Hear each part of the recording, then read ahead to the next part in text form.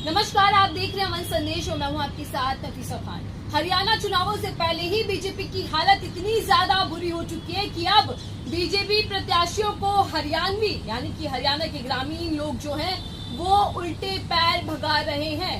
इतना ज्यादा विरोध देखने को मिल रहा है बीजेपी प्रत्याशियों का कि अब प्रत्याशियों को बैठाकर उनका हाथ पकड़कर जवाबदेही तय करवाई जा रही है। हिसाब किताब मांगा जा रहा है पिछले 10 सालों का और जवाब सवाल करते हुए बीजेपी के नेताओं को, बीजेपी के प्रत्याशियों को ये चैलेंज किया जा रहा है कि आप जीत कर दिखाओ।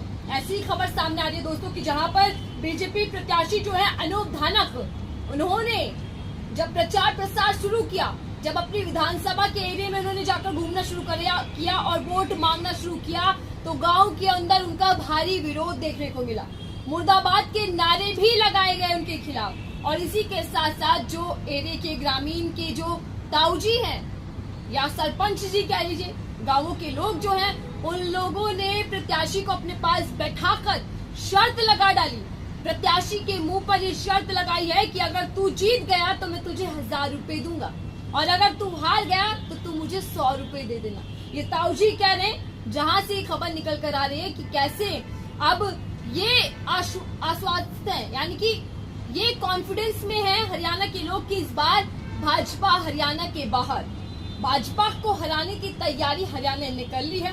इसका सबूत यहाँ से मिल रहा है कि हरियाणा की उखलाना विधानसभा सीट से जो बीजेपी प्रत्याशी हैं अनूप धानक, जब वो प्रचार के लिए जाते हैं तो कई गाँवों में, कई क्षेत्र के इलाके जो है वहाँ भारी विरोध हो जाता है और इतना ज्यादा विरोध हो जाता है कि प्रत्याशी को प्रचार करना सरदर्द बन जाता है। साथियों, शर्त जो है थोड़ी सी अजीब है कि अगर तू जीता, यानी कि बीजेपी का कैंडिडेट जीता तो 1000 रुपए ले लियो मेरे से, लेकिन तू हारा तो 100 रुपए दे दो। थोड़ा सा हास्य की बात है क्योंकि बीजेपी हरियाणा के अंदर हास्य पर ही आकर टिक चुकी है, समझ चुकी है।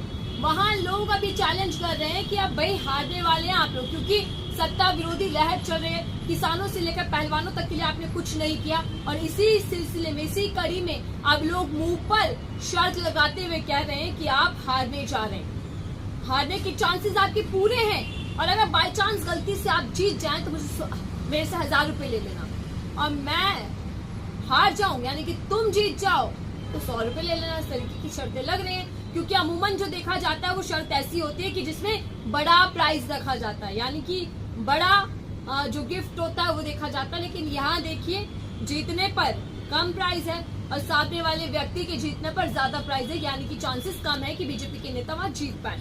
इसी के साथ साथियों, बीजेपी की आला कमान हरियाणा चुनावों से अभी तक बिल्कुल गायब दिखाई दे रहे हैं। कोई रैली नहीं, कोई रोड शो नहीं, किसी तरीके का प्रचार प्रसार नहीं, पार्टी के लिए वोट नहीं मांगे जा रहे, किसी कैंडिडेट के साथ कोई बड़ा चेहरा, वरिष्ठ नेता अभी तक दिखाई नहीं दे रहा, पूरी तरीके से गायब है। प्रधानमंत्री नरेंद्र मोदी जी पता नहीं कहाँ है, चुनावों में कोई उनका चेहरा, कोई भाषण नहीं दिख रहा।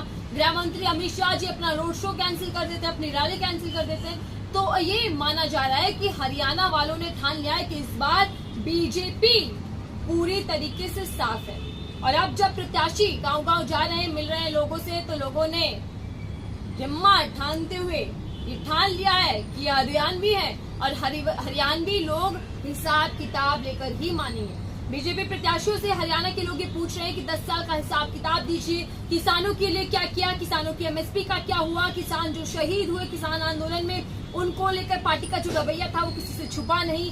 पहलवान आंदोलन को लेकर पार्टी ने जिस तरीके से रवैया अपनाया और किसी तरीके की पहलवानों की सुध नहीं ली, उसको लेकर भी नाराजगी है।